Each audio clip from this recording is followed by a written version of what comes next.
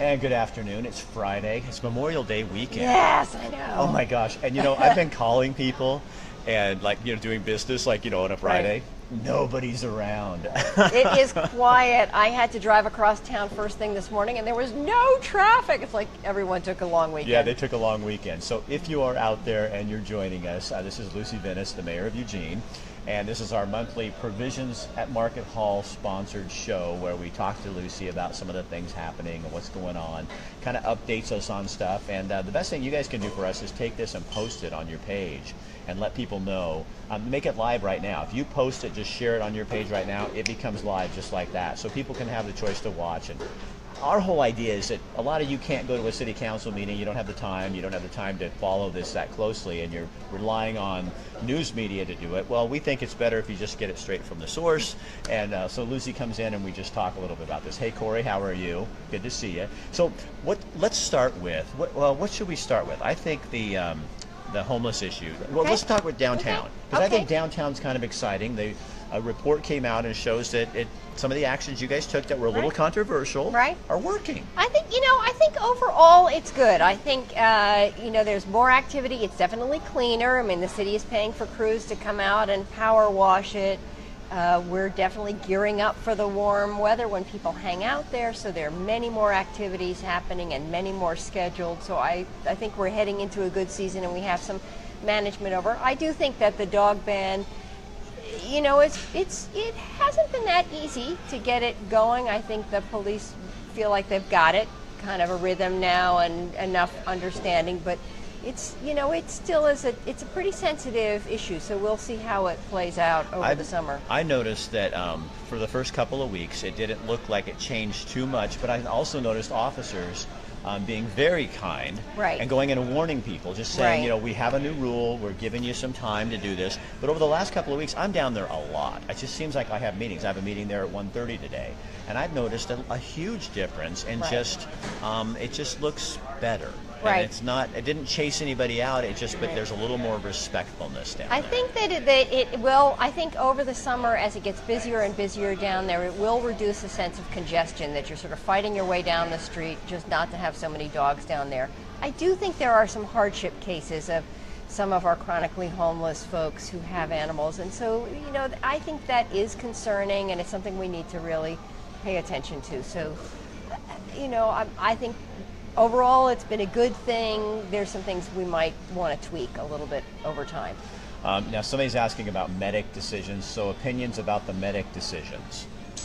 About the medic decisions. Lindsay, explain more. Oh, you're talking about the ambulance. You're talking about the ambulance. Yeah, I figured that would come up. So this has been really a hard conversation, and the Budget Committee devoted several hours to it over several different meetings. Not an easy one to decide. So just to frame it for everyone else, if you haven't been following it, is the Budget Committee is reviewing the city's budget, and the manager's proposed budget called for a $500,000 increase in the budget in order to provide one additional basic life support ambulance. And a basic life support ambulance can take someone who's got a broken leg, someone who has something that's not a life-threatening disease. It's a lower level of staffing and it's a lower level of vehicle. So it's a less expensive way to address what we have, which is really just a shortage of capacity.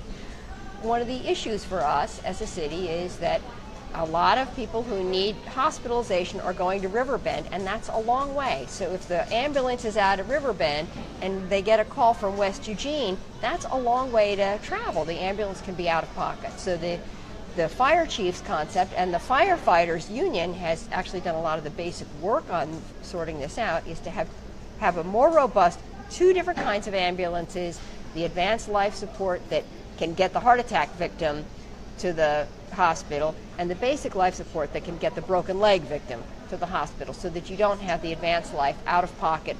You can use the basic life instead. So you have two different ambulances, two different ambulances, and it's a lower level of staffing. It's less skilled staffing required on the BLS than on the ALS. Is it hard for people when they hear $500,000 for an ambulance because they don't understand? A lot of us, it's hard to imagine something costing that. Well, the vehicle itself is half of that amount, and the other half is actually the staffing for it. So there were several proposals. What the firefighters were asking for was another advanced life support system, and that is $1.2 million to provide the vehicle and the staffing for it. And there's a lag time because people have to be trained and up to speed. So if the committee voted on this in this month and the council approved the more expensive vehicle, it wouldn't come online. The earliest it would come online would be January. Possibly it wouldn't come online until May, and it would have required that the firefighters work mandatory overtime in this summer in order to manage the load. What the fire chief has proposed is that we have a basic life support system, reduce some of the pressure off the advanced life support system, collect our data about what is the best combination of vehicles to have, and then by January be able to make a decision about we really should get another ambulance, what that money is. So then it would go into the next budget cycle. So it's not everybody wants to save lives, everyone wants a better system. It's partly a question of timing and vehicle.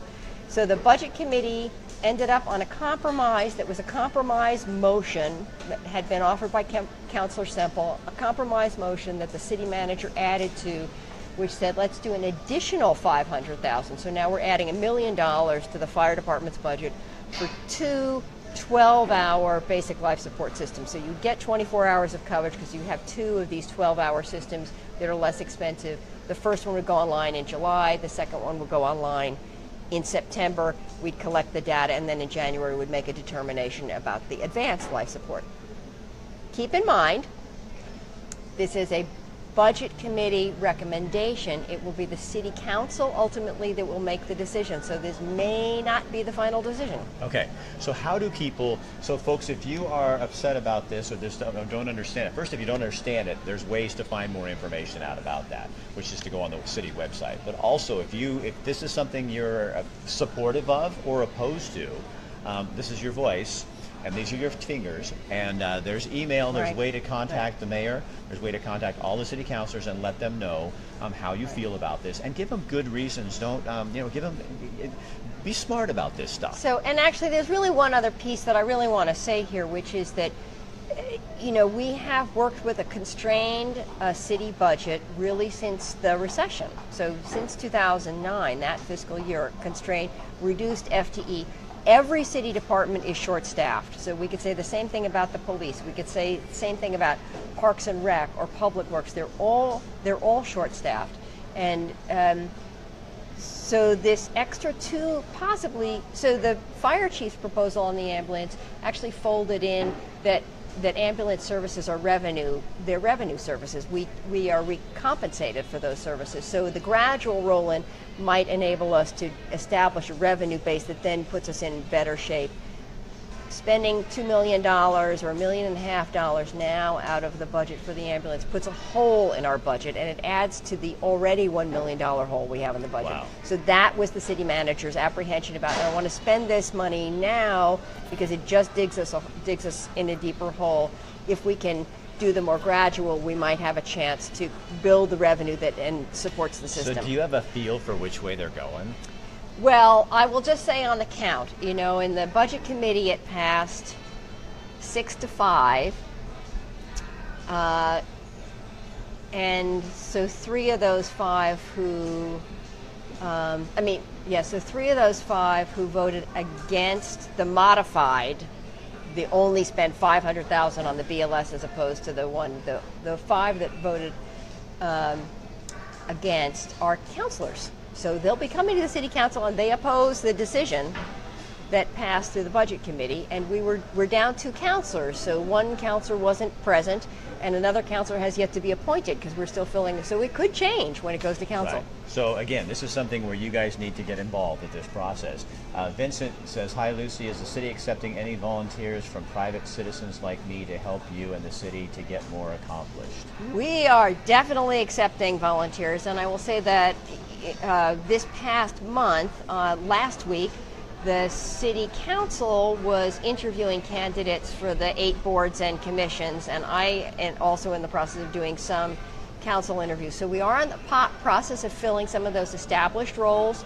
But there are all kinds of other things that are going on in the city. So if you have a particular interest, if you're really interested in, anything that the library or Parks and Rec do, then that's a wonderful thing. We are talking, of course, about more homeless services, and so if you really, want to kind of support the city's effort or private efforts in terms of stabilizing people or providing services, that's another place to volunteer. So lots of opportunities. So Vincent, thanks for asking. I like just the fact that you asked that question. Right. Jason James, you want to be a counselor, but you live in Bend, dude. You're going to have to run in Bend. You can't do that. That doesn't work. You can't be in Bend and then represent the city of Eugene. I do have a piece of news I didn't share with you, okay, but I would love to share with the community, which is that I had the opportunity last week to join what we call the United Front delegation. Okay. And for 31 years was actually Mayor Obie, when he was mayor in the 80s, wow, started this. The cities of Eugene, Springfield, Lane County, Lane Transit District, Springfield Public Schools, and Willamette Lane all go together to Washington, D.C., both to talk to our federal legislators and to talk to federal agencies about supporting our local infrastructure and programs. And these are the, Ferry Street Bridge came out of this process. And we went this time to talk about transportation, about improvement on Franklin Boulevard, which of course connects Eugene and Springfield. It's something that we're all concerned about that corridor. We talked about our riverfront development because we want some support on remediating the brownfields on that riverfront. So really, really interesting time to be in Washington, D.C., and really fun to have all the delegations together. Yeah, that's great. Just got 16 of us went to Washington, D.C., and so who did you talk to local representatives like our? Well, our so we met with Congressman DeFazio and Senators Wyden and Merkley, and talk to them about fighting the good fight. One of the big things for the city of Eugene is that we benefit every year from housing and urban development, community development block grants, which help us both, create new affordable housing and revitalize affordable housing. And those are actually on the Trump administration's chopping block. So that was an important topic of conversation for us. Okay, Tanya, come here. Hi. You guys, we do this because you got to bring the basket in. I gotta bring the basket. Coming around this way, way. right in between us, right here. I'm gonna do. So Tanya with Provisions Market Hall, they sponsor the show. They love having the mayor on and talking about this. And so there's Tanya. And so this is your Memorial Day weekend supply house. That's right. If you're barbecuing, we got Long's Meat right behind us. Right. If you've got wine needs, which we all have wine needs, and I don't mean whining needs, I mean right. wine needs. You can get them here at the Blackboard and the wine shop here, and they'll help you. They'll figure out what you need. So we just started doing this thing where we were like, do it. oh yeah, do you need me to do Make this? sure you get on this. Oh, okay. There we go. So we just started doing this, putting these baskets together because we're like, it's kind of picnic season, Cuthbert season. Oh, Cuthbert, that's right. Cuthbert season. Mm-hmm. This weekend is Prefontaine. There's the softball stuff going on. Probably most people are hitting softball. I'm going to do softball, and I'm going to go to the river. Actually, make my husband put the boat in the water with me. Yeah. So anyway, ta-da! So we started putting these picnic baskets together. Let's see what you got here. So this is pretty rad. Little olives, Marcona almonds, roasted hazelnuts. Yeah. So setup, you can take that. You look like you're organized. You got all your protein, your fats, and your good fats. Little variety pack of cheeses. You don't even have to Look at that. They're it's all done for you. Look at this. So you take this here. You got that. Okay. All right. okay. Oh, our shirt. Oh, look Yeah. at that. I don't want to be stupid, but it's Salumi. kind of cute, It's actually. pretty You know what I mean? Look at cute. this. So this is meats. Different meats. Or some, I don't even know what we've got in here, but I'll tell you what. I mean, there's probably prosciutto and salami and maybe some pate. So that's that. I But just want to be a protester. if you think that's cute, Jennifer, we've moved on. Kidding. If you think this is cute, look at that little split. A little split. It's a little split. Nice. That's kind of cool. Anyway, isn't and it? there's Yeah, it's sparkling fun. water and cookies and fruit and a big baguette that's house made here. Yeah, they And then make it the bread comes here, with so you can your get that. napkins and silverware. And give us a half an hour and we'll put something like this together for you, and you're ready to go. Now, you got the Drink Pink parties coming up, too. Yeah, but that's not till July. I know, but we should tell people, because last year... Oh, we should tell... I did. Well, not only because it's the most important thing, and Bill says, I'm having lunch and I'm just getting hungrier watching this. I know. Bill, stop eating wherever you are. Anyway, I know. Good, seriously good stuff, but this is where you should come and stock up for your cheeses and meats, and... I'll be that. I mean... So, okay, now, real fast, though, tell people about Drink Pink. Because last year, remember, it was, like, gone. Oh, and it sold out, yeah. And it will sell out, actually, this year, too. But it's... So it's a Saturday. It is July 22nd this year, you guys. And we do it out by the fountain. Chef Carl does a paella, huge paella for everybody. And then all of our vendors, our wine vendors, come and pour every rosé that they've got. So you're tasting like 40 to 50 different rosés. I did it last year. Did you come? I know. I missed it, but I'm going to make it this fun, because I'm not like a big rosé guy, but then when you taste in these rosés, you all of a sudden go. And you taste them next to each other, right? So for $25, you come and just have a blast. Like, it's just one of those, like, you're out with 80 other people and sipping rosé and eating paella, and anyway. Are you open on Memorial Day? Yeah, we are, actually. Coffee shop's open, everything's open down here. Yeah. The other thing you guys should know is classes for kids are coming up. Oh, they are, actually. So the first one isn't in until the end of July, and then we've got 2 in August, but they're week-long series. 8 to 10-year-olds and then 11 to 13, so it's like 2 different time frames. So it's kind of like summer camp where your kids go learn to cook really shishi fun meals. Yeah. But they sell out really fast. And those also sell out, and they're really, really cute. So you need to go on the website and find out about it. All sorts of good events, unload your children. Unload your children on the provisions group. Right. Well, and they'll make you food, right? And then they'll come home and... Well, yeah, but what a great summer camp. I mean, it's a great idea because they're learning how to cook, and these things are full. They're back here in their kitchen, right here in Provisions. We were here last year. I know. And the kids were so excited to make... I think they were even making macaroni and cheese really fancy. Right. You know? And so it's a good thing well, because you see what cheese options we have. Yes. I mean... you are the next to Tillamook Creamery. Right. You guys have everything. I know, it's good stuff. Okay, so Memorial Weekend, this is the place to come load up your picnic Or even just graduation. Think about that, too. Like, most restaurants are going to be probably already sold out if you haven't already made your reservation. Come and grab a bunch of stuff and take it out to the park. That's and a great idea. Celebrate your grad that way. Yeah. All right. Tanya, so anyway, thanks you guys. No, thank you. Okay. Thank you. Happy Memorial Weekend. Well, thank you very much. I appreciate it. Excuse me. I'm going to take this and make my way back to my office. Yes. Notice how she doesn't leave the food. Right, that's right. She doesn't trust us anymore. So let's talk a little bit more. You guys, we've been talking, this is Mayor Lucy Venus, Mayor of Eugene. We've been talking about some of the latest happenings with council and stuff, but you also brought up, and Vincent, who was interested in helping out, said he was interested in homeless issues. What else is being done?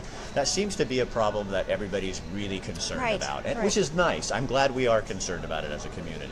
So we're really working at council, and I'm championing this as well, trying to always expand what we do to help people stabilize their lives and provide housing. So that was another really significant recommendation of the budget committees. They recommended that the city manager put $1 million in reserve to help support some expanded sheltering options. And those weren't defined. They asked the city manager to come back within 2 years with a proposal. So this is recognizing that that's really seed money to do something. It's one-time dollars. This is money that, unlike the ambulances, which comes out of our general fund, this $1 million comes out of a one-time settlement that the city made with Comcast. So we have a sort of chunk of money that we're being very careful with. So we would use that money as seed money. The community has been asking for a permanent shelter, whether we would help fund something like that, whether we would expand some existing programs, but the idea is to come up with a good plan for how that money could be the most effective, how we could leverage other funds, other support. It's I think just a really important statement of our commitment. And we've got so many agencies in town that we're working with as well to get some stuff. Some exciting project with St. Vincent de Paul, and I mean really exciting things going on with them. There's tremendous work happening, and I think the terrible irony of all of this is we probably have more services than we've ever had before, and we have more homeless than we've ever had before. And the homeless count, the one-night homeless count results just came out today, and it's up by 5%. So we just continue. Every year there are more people that are ending up on the streets, so it is not easy to solve. So what can people out there do to participate in this process? Now, obviously, that's a 2-year commitment. That's a long process. But I'm sure there's committees in places people can get involved. So first of all, you can always come to the city council and tell us what you think. So that door is always open to you. The other door that is always open to you is that the Poverty and Homelessness Board, is our sort of interjurisdictional partnership that came out of the Occupy Opportunity Task Force process, where we really grapple with, where do we augment our homeless services? And I'm sitting on that, the specific subcommittee on shelter. So those Poverty and Homelessness Board meetings are open meetings. You can always come here, you can testify, you can weigh in on what we're talking about. And Lucy, what about tiny homes in pocket neighborhoods? Yeah, I think tiny homes in pocket neighborhoods are great, and I think the more we can do of those, the better. Depending on what we're talking about, there's a difference between tiny homes that are sort of bigger than the Conestogas. They're really what we have at Opportunity Village, where they have electricity but no plumbing, and the tiny homes of Emerald Village, which actually have little kitchens and plumbing, and they're sort of full houses, just very small scale. And there's a big cost differential from one to the other. Right. So I think what we're looking at is always continuing to provide this whole range of options. And so I think for the community, on all of these things, we need financial support. Right. We need volunteers to help do this.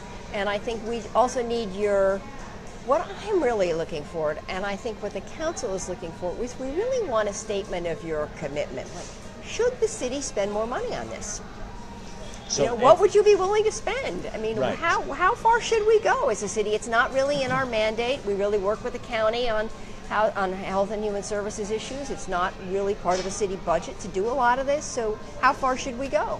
So that's something, and if you don't think this is something the city should be spending money on, they need to know that as well. But that's and again, this is just the conversation that we need to have, because there's lots of I'm doing work now with Whitebird, and what a wonderful group of people. And with Cahoots, I didn't even know. I mean, how long I've been in this community, I didn't know that they were responsible for Cahoots. Right. And so we were doing some stuff with them. In fact, I think we're going to do a whole 30-minute show on Cahoots and what they do. But there's mental health services, and so before you just jump and say this is what I think, make sure you educate yourself and find out what's going on. Well, and there's Occupy Medical, which is week in and week out helping people that can't access medical help in any other way. And all of these organizations need volunteers and money and supplies. So one last topic you want to talk about with the city while I got you here? Let's see, what else? Well, I had another one on my list. What was the other one on my list? We were talking earlier. Well, we sit here and jabber about this. I will just give you another reminder, which is there are a couple of very big issues coming before the City Council that we will resolve before we break at the end of July for our summer break, and one of them is the Transportation System Plan. I've mentioned it before on this show. It's a plan that's been 6 years in the making.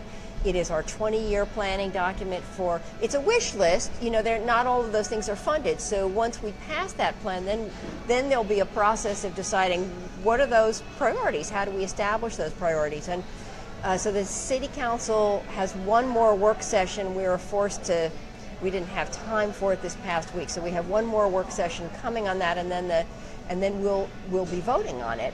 And so if you have thoughts or opinions on that, that's a big one to watch, because it relates to, where we're investing in our infrastructure and how.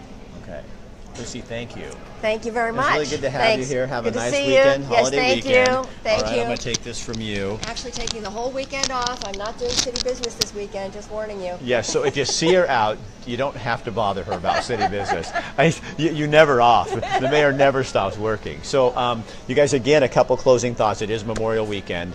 And, I know it's a time off, you get that extra day and all that stuff. But I saw a bunch of people posting on Facebook this morning some comments that I thought were very appropriate, saying don't forget why this is a holiday. It really is in memory of those who fought for the freedoms that we enjoy in our country today. And you know, and I think it's the sidebar of that is to remember the people that we've lost too that are in our lives. I remember growing up as a kid, that was what we did. We always went and decorated the graves, and I really like doing that because there's an honor that goes with that. And not all of my relatives fought in wars, but I think that's really what we need to be aware of. And there are a lot of things going on Monday at different cemeteries. You can look in the paper, you can look online and find out. But it's certainly, if you've never done that, I used to do it as a news guy. It's pretty cool to watch some of these old timers, and they're not going to be around forever, you know, and they're out there honoring, and you see this process. It's really, really good. Also want to take a quick second to also thank other sponsors of our shows, of all the shows that we have. Patrick Olson Automotive. If you're looking for somebody to fix your car, fix your truck, to get you going and make sure that you're on a reliable basis, Patrick Olson Automotive right over here on 7th Avenue. Great guy. I'd really trust him. He's a good guy to use. Also, Carlos with Brinkers Restoration Contractors. This guy gets more jobs off this show. I always have people calling because we all have odd jobs we need done. And they're going, who's that guy you're talking about? It's Carlos. Brinkers LLC. Brinkers Restoration Contractor. He's a great guy. He also sponsors it. And then Katie Hallard.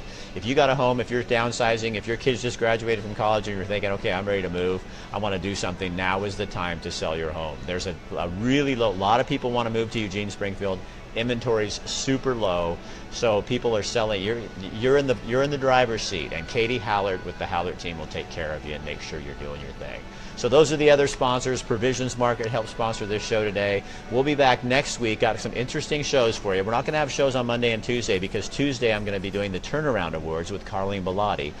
We've been doing this for 20 years, and she puts this on, and she brings every kid from every school, middle school and high school in the area, from Junction City to Eugene to Springfield. They pick a student in the school who has turned their lives around. And these kids come with their families. They get lunch. The Bellottis serve them lunch. And then these kids get to get up and give their story. And I'll tell you what, it is heartbreaking and it's just encouraging to see these kids. I just ran into one of the kids that graduated a couple years ago, and he just got a full ride scholarship to the U of O. So don't tell me people can't turn their lives around. So we're going to do a show on Thursday with Colleen, a couple of the students, and then this kid that I met, and we're going to find out a little bit more about what that is. And we got a couple other things, one on Wednesday and one on Thursday, or on Friday as well. I think the Friday show, we're going to be talking about the Eugene Symphony has a huge event coming up on Saturday, and so we're going to talk about that. And Wednesday, I can't remember because I'm 57, turning 58 at the end of June, and I just don't remember sometimes. So anyway, but Lucy, thank you for being here, and thank you guys for being here. One thing you can do for us is share this on your page, because we want people in our town to be informed and understand what's going on and be a part of the process, and this is an easy way for them to do it. All right, thanks you guys. I'll see you. Have a safe weekend, and don't drink and drive. Be very careful. All right, hey, thanks, Jason. I'm glad you think I'm looking good today. All right, see you later. I got a haircut, so I'm going shorter for the summer. That's what it's all about. All right, see you guys later.